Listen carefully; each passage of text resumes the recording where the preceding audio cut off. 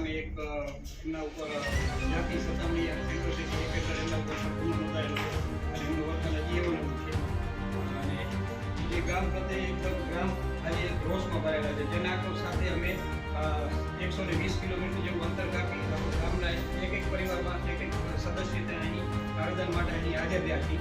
આ ગામની અસ્મિતા અને ગામ હિત માટે અમે અહીં ઉપસ્થિત રહ્યા છીએ. અમારા તલાટીજી શ્રી જોવા જઈએ તો એમનો ઇતિહાસ પણ એવું છે ગુનાહિત પ્રવૃત્તિ ધરાવતો અને તેમજ હત્યાનું મનસ્વી વર્તન પણ વિડીયોમાં આપણે સ્પષ્ટ જોઈ શકીએ છીએ. એટલે ગામને માટે મોટો જોખમ છે. તો અમારા સમગ્ર ગામની પ્રજાની એક માંગ છે, પંચાયતના સભ્યો પણ સાથે છે, સરપંચ શ્રી પણ સાથે છે. સાથે મળીને અમે તમને આવેદન સાથે વિનંતી કરીએ છીએ કે એમને તાત્કાલિક ધોરણે એમને ફરજમાં સસ્પેન્ડ કરવામાં આવે તો એમને બદલી કરવામાં આવે. હવે કડક કાર્યવાહી કરી અને આપ શ્રી સરકારી બાબુને એક સંદેશ આપો કે જેથી લોકોમાં એક ગામ હિત માટે વિશ્વાસ જાગે. એવી અમારી એક આપણી નમ્ર અપીલ અને વિનંતી છે. વિજયવાડાના તલાટી સાહેબ ગામને પણ ધમકી આપી રહ્યા છે કે ગામને ધંધે લગાડી દઈશ. સરપંચ સાહેબને પણ ધમકી આપી રહ્યા છે કે સરપંચને હું સસ્પેન્ડ કરાવીશ.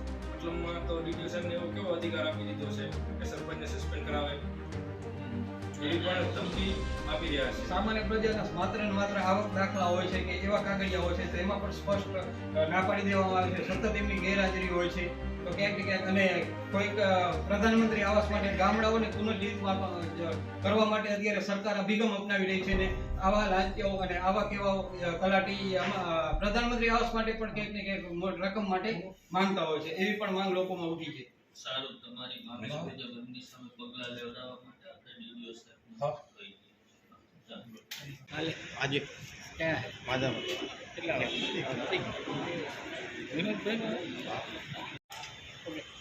મારું નામ વિનોદ કારિયા છે. હું લાકડિયા ગામનો વતની છું અને એક જાગૃત નાગરિક તરીકે આજે મારી ફરજ બની છે કે ગામ હિતમાં અમારે અહીં કલેક્ટર કચેરી સુધી તમામ અમારા લાકડિયા ગામની પ્રજા અહીં અને સરપંચ સભ્યો તમામ ગ્રામજનો ઉગ્ર વિરોધ સાથે અમે અહીં કલેક્ટર કચેરીએ અત્યારે હાજર થયા છીએ ગામ હિત માટે. લાકડિયા ગામના તલાટી શ્રી જયેન્દ્રસિંહ વાઘેલા જેઓ એમની ફરજ બેદરકારી, ઇનાખોરી અને જાતીય સતામણી જેવો અભિગમ ધરાવે છે એવા તલાટીની ઉપર કડક કાર્યવાહી થાય અને એમને તરત સસ્પેન્ડ કરીને કડક કાર્યવાહીના પગલાં લેવામાં આવે એના માટે અત્યારે અમે માનનીય કલેક્ટર સાહેબશ્રીને અમે અત્યારે આવેદનપત્ર આપ્યું છે અને એમને પણ સાંત્વના આપી છે કે અમે તરત પગલાં લેશું. અને જો આ કાર્યવાહીમાં હવે કંઈ આગામી 7 દિવસની અંદર જો પગલાં લેવામાં નહીં આવે તો અમારો સમગ્ર લાકડિયા ગામ છે ઉગ્ર આંદોલન અમે કરશું અને એક મેસેજ પૂરો પાડશું કે ગમે એટલા સરકારી બાબુઓને તમે રાજકીય ધરાવતાઓને સાવરતા હો તો લાકડિયા પ્રજા એનો સંદેશ દેવા માટે તૈયાર છે, એનો જવાબ દેવા માટે સક્ષમ છે. અમે આજે સમજો 120 કિલોમીટર દૂર અહીં અમે કોઈ પણ લોકોએ પાણી નથી પીધું. એ ગામ હિત માટે થઈને અમે અત્યારે અહીંયા ઉપસ્થિત રહ્યા છીએ, ગામની અસ્મિતા બતાવવા માટે ઉપસ્થિત રહ્યા છીએ. તલાટી સાહેબનું એટલો ગેરવર્તનનો અત્યારે વિડીયો વાયરલ થયેલો છે, આપ તમામ જોઈ શકો છો મીડિયાના માધ્યમથી. ખુલ્લે આમ તેઓ ધમકી આપી રહ્યા છે કે ગામને અમે ધંધે લગાડી દઈશું. તો એ કયા રૂઆબ સાથે ને કયા એવા તો એમના અધિકારીઓને એવો અધિકારીઓ એમને છાવરે છે કે એવા નેતાઓ છાવરે છે કે ખુલ્લે આમ આટલી સોશિયલ મીડિયાના માધ્યમથી એવી ધમકી આપી રહ્યા છે, એવો મેસેજ આપી રહ્યા છે. અને એવા તો કેવા કાળો કામો કરવા છે કે જ્યાં કેમેરા લગાવવામાં આવ્યા છે પંચાયતમાં તો એ કેમેરાઓ પણ એના બિંદાસ ખુરશી ઉપર ઊભા થઈને અને એ કેમેરાઓ બંધ કરી રહ્યા છે. લાકડિયાની પ્રજા એમના ઉપર એટલી બધી હેરાન થઈ છે. સામાન્ય બાબતનો આવકનો દાખલો કઢાવવા માટે પણ લાકડિયાની પ્રજાને 2 દિવસની રાહ જોવી પડે છે. અને એવા કોઈ અત્યારે હાલ સરકાર ગામડાઓને પુનર્જીવિત કરવા માટે સરકાર સરસ અભિગમ અપનાવી રહી છે. પ્રધાનમંત્રી આવાસ યોજના હેઠળ મકાનો પાસ કરી રહી છે. તો એમાં પણ ક્યાંક ને ક્યાંક પોતાનો ભાગ લેવા માટે ક્યાંક ને ક્યાંક 10,000ની રકમ પણ માંગે છે. એવા લોકો અમારી સાથે પણ આવેલા છે કે એમની પાસે માંગણીઓ કરેલી છે. તો આપ તમામ મીડિયા અને પ્રેસ મીડિયાના માધ્યમથી અમે એક કડક એક સંદેશ દેવા માંગીએ છીએ કે આમના ઉપર કડક કાર્યવાહી થવી જોઈએ, એમને સસ્પેન્ડ કરવા જોઈએ. અને જો આગામી દિવસોમાં જો એમના ઉપર એક્શન નહીં લેવામાં આવે તો અહીં જેટલા પણ ગામના છે એ ગામના લોકો તમામે તમામ અંજળ ત્યાગી અને બહાર ચક્કાજામ અમે કરશું. એવા ઉગ્ર આંદોલન સાથે કાયદામાં રહીને અમે આગળ વધશું. અગાઉ કોની પાસે રજૂઆત કરી છે તમે, કોઈ લોકપ્રતિનિધિ કે કોઈ અધિકારી પાસે? આજે એ સમજો કે 1.5 મહિના જેવું સમય થઈ ગયું. અમે સ્થાનિક ધોરણેથી ચાલુ કરેલું છે.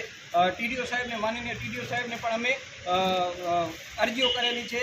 પછી ન છૂટકે અમારે ડીડીઓ સાહેબ, માનનીય જિલ્લા વિકાસ અધિકારીને અમે કેવી કરેલી છે, ફરિયાદ લેખિત ફરિયાદ કરેલી છે અને એમાં પેન ડ્રાઈવ સાથે વિડીયોના પ્રૂફ પણ અમે આપેલા છે, પણ એમાં કોઈ કાર્યવાહી ન થતાં ન છૂટકે વિડીયો વાયરલ સોશિયલ મીડિયાના માધ્યમથી કરવું પડ્યું અને લોકો અને અત્યારે હાલ ઈ જોઈને પણ લોકો આશ્ચર્યચકિત છે કે આટલું ખુલ્લેઆમ એ લોકો ધમકી આપી રહ્યા છે, તો આ લોકો અધિકારીઓ કેમ આગળ કાર્યવાહી નથી કરતા. હાલમાં વચ્ચે એક વિસ્તરણ અધિકારી દ્વારા એક કાર્યવાહી માટે ત્યાં આવેલા હતા અને એમને આશ્વાસન આપ્યું છે કે ડીડીઓ સાહેબે આમાં કડકમાં કડક એમના ઉપર કાર્યવાહી કરશું અમે, એવો એમને આશ્વાસન પણ આપેલો છે, પણ હજી સુધી કાંઈ એવું કાંઈ એક્શન ઉપર ક્યાંય જોવા નથી મળ્યું. ઉભા જોઈએ કે બુધવારે કે તો તલાટી આવી હવે કે એનો બીજો માણસ દાખલા તો એમ કે હવે મંગળવારે આવે તો તલાટી આવે એટલે અમારે ધક્કા જ ખાવા એ નોકરી નથી કરતો હું પૈસા નથી લેતો પગાર નથી લેતો પૈસા મહાજન નથી લેતો પાછો પૈસા માંગે 100 રૂપિયા આપો તો મને સહી કરી દો કેટલા સમયથી આવું ચાલે છે? ચાલે છે કોઈના કામ કરી નથી દેતું એ પણ એમને ફરી એના કામ કરી કાયદાના ઉડાડી દીધા છે. કોઈના કામ નહીં કરતા ખાલી સહી માટે તારા દાખલો કાઢવો હોય તો વિડીયોમાં કાંઈ આપણે કામ જોઈ જ નથી શકીએ છીએ કરતા ક્યાંક ને ક્યાંક જો માહિતી નથી આપતા તો એનો મતલબ કે ક્યાંક ને ક્યાંક